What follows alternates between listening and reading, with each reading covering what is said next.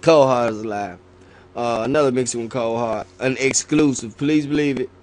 Not necessarily the tip so much, but what you gonna hear during the session. All right, I was able to get this song. So check it out.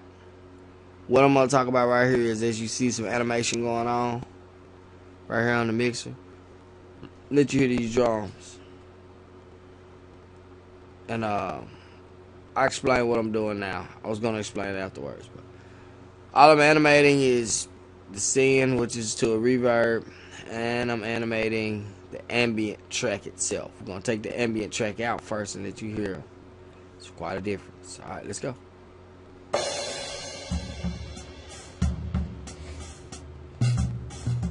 Alright, that's okay. It's not just bad. Check it out with the ambient track in it. No, I'm not gonna be able to take that off and put that back. I'm not gonna do that. So check it out with the ride in it, the animation. This is what brings the track to life.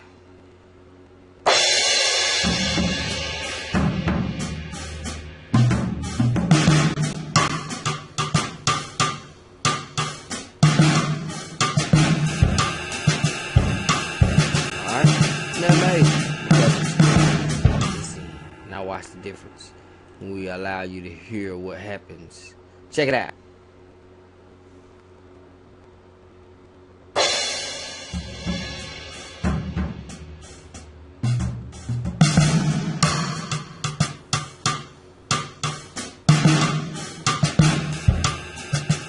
Alright, like I said, the cruise is not gonna play it.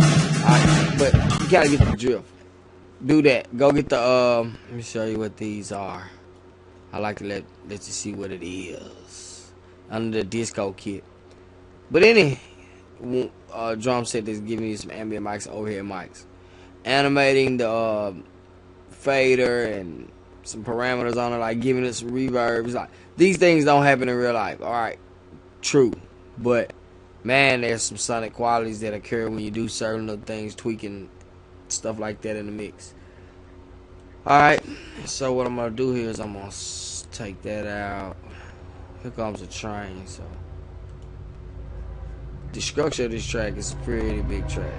We got a lot of stuff made small. We turned a lot in the audio, as you see, but I didn't have to do that to the drums for some reason. But this is what I do. If I do if I don't take it all the way out the track, I'll bypass it, and it takes a lot of the processing off of the computer as well. So that's another little trick I didn't think to give you in the last one.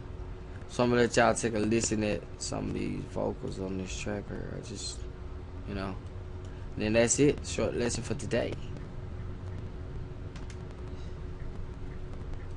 You're hearing only the print track.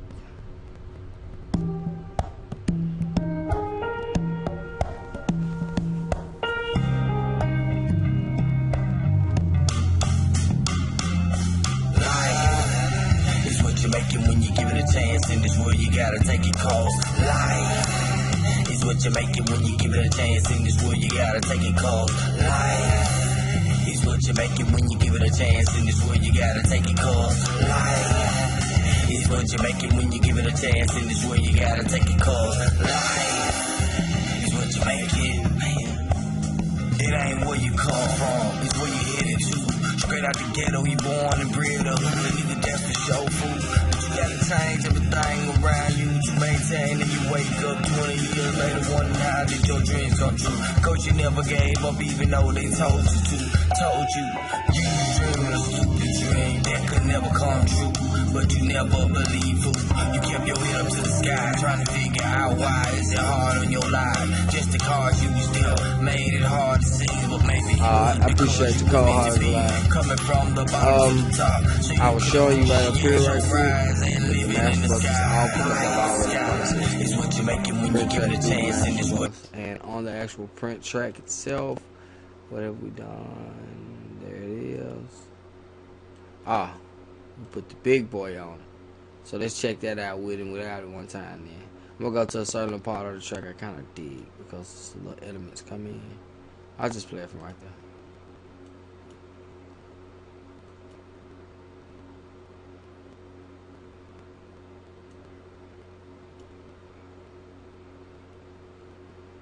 gotta take it, cause life is what you make it when you give it a chance. In this world, you gotta take it, cause life is what you make it when you give it a chance. In this world, Alright, go home, I appreciate you. So the tip for the day is when you mix it, organize. Because there's a lot of stuff over here. Get those tracks from MIDI to audio.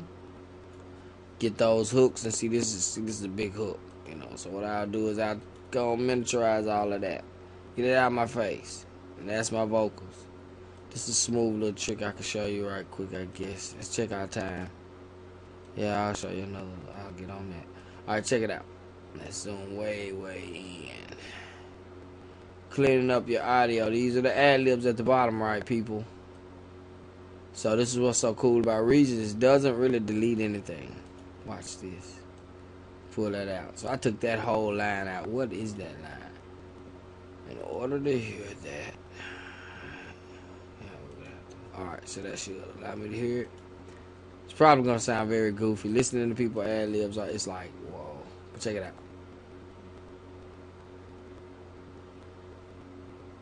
You hear that? Live, right? So, for you new engineers, go get that shit out of there, man. Take that shit out of there. Don't need them motherfuckers. Because it clouds the vocal. So you pull it out. That's simple. Just go through the whole track, specifically your ad-libs. Find what sounds good, what doesn't sound good. Some stuff just shouldn't be layered. If you layer everything, it's one thing, it's doubling. But if you're ad-libbing, sometimes one might be slightly off, one might be slightly on. You might want to correct that. Or you may like start a word and stumble, and you'll leave it in there because when you're listening to it, it don't really just sound bad a lot of times. It kind of adds to the character of it, but over and over, those small things confuse the listener. And it took me a lot of my own time listening to my own tracks and hearing those small little stutters and little pieces where I began to say one thing, I said it wrong, so I just jumped to the right word. Take that little first stutter piece out. Professional audio mixing engineers do this all the time. This is like the tedious work no one likes to do, but it really improves the sound quality of your tracks. Let me show you another little trick while we at it right quick. Let's go to the very beginning of this. Now, like I said, it doesn't delete anything. So this is what was actually recorded when I recorded. Solo all three of those. No, that's not it.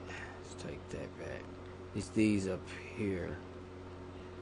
But this will kind of give you a point of view. You'll get what I'm talking about here. Show you what these filters do, people. Alright.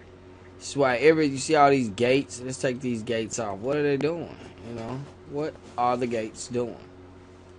Now listen to all this background noise. I just told you what to listen for, so you know. Alright. Leading up to the verse.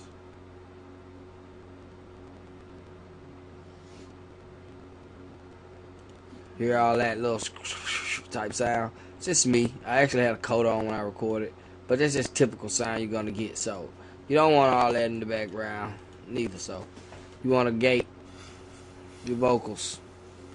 Keeps it nice and tight, so that when the vocals are not loud enough for a certain threshold, certain level, when they don't, or they're not, any noise is not loud enough, it won't record. It'll just take it all the way out, like a negative 40 dB or whatever.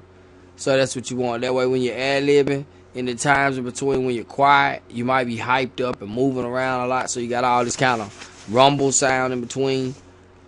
Take that out, and you'll really just see how your track, it gives so much more bottom end. That's why your bass ain't there. That's where all that muddy sound comes from. Cold Heart is alive. Y'all let me know if y'all like it. You know, if you want me to change subjects, whatever. Cold Heart is alive.